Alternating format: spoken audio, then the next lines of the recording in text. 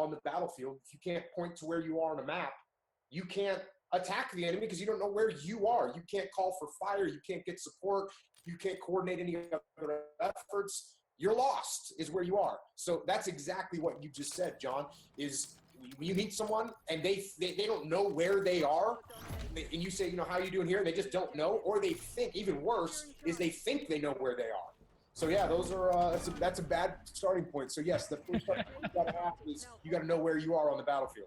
Well, yeah, and then and then obviously have enough wherewithal, and hopefully their ego isn't so big that they can't take a, let's help you, let's try to figure out, you and I sit down and figure out where your north is. Yeah, let's zero in. Yeah, let's zero in on this, and then they fucking look at you like they want to fucking cry or throw up, and I'm like, dude, it's fine. Everybody starts at the same place.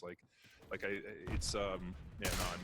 can only imagine in your situation. I mean, we've done it for so many years that it's and unfortunately people get butthurt really fast. I mean, to the point where you almost have to you can see it happening, and you're like, dude, I'm not trying to insult you. I'm not trying to fucking take you down or any of this other stuff, dude. This is just, we have to find a starting point for which we can build upon.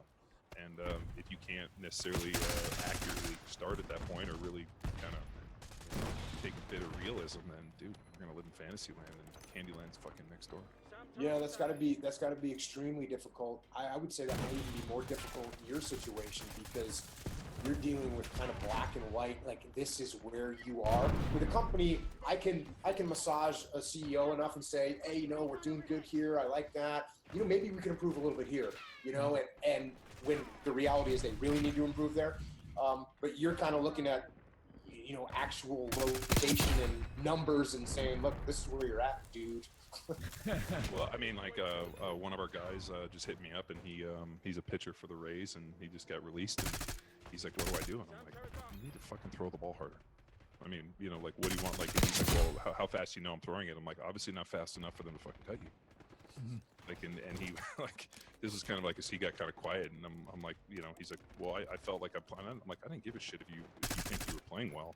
I mean, you might have been playing the best of anybody, but the fact that they released you meant that they felt that somebody else was better, or you weren't part of the team, or there was, for some other reason. And I'm like, dude, you can tell me all the reasons, but I don't give a shit. You're either there or you're not. And it's and then it's like, okay, what's the game plan? Well, what's next? That right there is the title of the book that I wrote, is Extreme Ownership. And the reason that's the title of the book is because when you get a pitcher or a human being or a SEAL or a leader, and things don't work, and they get cut from the team, or they fail at their mission, and the first thing they do is say, well, I think I was playing pretty well, and I think I was throwing the ball pretty well, and I think I was doing a good job tactically. They're not facing the fact, and they're not owning the problems. And if you don't own the problems, you're not going to solve the problems. So that's the first 100%. Step one, you got to own it. You got to own the problems. And if you want to blame the coaching staff, and you want to blame your subordinate leaders, and you want to blame the market. He didn't like me. That was my only favorite. They cut me, and dude, I've heard that for years. And I told people, dude, I played for coaches that I hated, and I knew they hated me, but they still started me and paid me because I was the better player. I'm like, at the end of the day, those guys want to win games, and they'll play the best player regardless. So you got to outperform that deficiency, right? Yeah, it's like this whole and we run those well, my coach didn't like me. I'm like, well, let me tell you, dude, I played for plenty of guys, and everybody likes good players. You might be a fucking shitbird, you might be a fucking scumbag or whatever those things, but at the end of the day, if you can play, they like you. You know why? Because you help them win games. At the end of the day, wins and losses is how these guys keep their fucking jobs. So personal shit, hopefully. And I can't say that unilaterally, because I'm sure you've also run into guys that will fucking cut off their nose to spite their face, and at the end of the day, you just hope that people aren't like that. I mean, I fucking hope I don't run into people like that either. Yeah, but that is the beginning of moving. The beginning of forward progress is knowing where you are and owning the problems that you're having, because without that, you're not going anywhere. Well, I guess there's two reasons you wouldn't know where you're at. One is, I guess, truly not knowing. You just don't know. And the second, I guess, would be that ego side of things, right? Yeah. So when you go and work with these companies, and maybe it's on the private level versus a seminar, do you screen out and weed out potential clients based on hey, these guys can't be saved, the ego's fucking built the brick wall that we can't bust through? No, his ego's so big that they can fix anybody. Okay. No, I'm kidding. That was a joke. But See, dude, I got see the little tiny smirk. Like, yeah, fuck you, smartass. Yeah, I got this. I got a story that I kind of tell on a fairly regular basis. And I went into this company. You guys hear that? There's a noise right now. Went to this company, worked with this company, and the guy that was running the company, CEO, he was pretty young, and actually played football, and in college was a legit athlete. Went to an Ivy League postgraduate school scenario. Big dude, kind of a hoss, and the company's worth a ton of money. And he was an owner, not just the CEO. He's one of the owners of the company, so he had a ton of money too. And so when I meet this guy, you know, we're kind of, you know, I meet the CFO and I meet the COO and everyone's cool, nice to meet you. And I meet this guy and he's kind of like, you know, what? You know, he's kind of like bowing up to me. Is this a supplement company? What's that? Was this a supplement company? No, it wasn't. But the funny thing is, so what did I do? I was like, what? Oh, you think you're badass, right? Huh? And so we started having this, you know, this kind of like conflict. And I just thought to myself, okay, this guy will probably settle down. He's just, you know, kind of whatever.